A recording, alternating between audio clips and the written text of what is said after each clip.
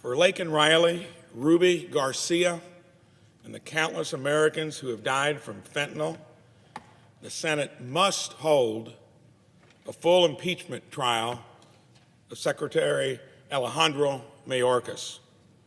Secretary Mayorkas is breaking the law every day he releases illegal immigrants into the United States.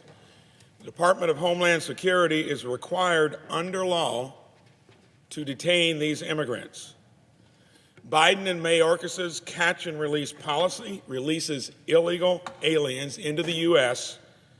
without even issuing a notice to appear for immigration proceedings. Secretary Mayorkas is the most important player in President Biden's open border agenda. But we must first remember it's the president that's calling the shots. President Biden took the actions that opened our border. On day one, he personally stopped construction of the wall. He alone signed the executive order to allow illegals to be counted in the census to decide how large congressional districts are. This is a direct attack on our most important democratic institution. It's President Biden who ended the Remain in Mexico policy, leading to millions released into our communities. It was a criminal coward who killed Laken Riley, but it was President Biden and Secretary Mayorkas who welcomed him into the country. It was sanctuary city policies that kept him here.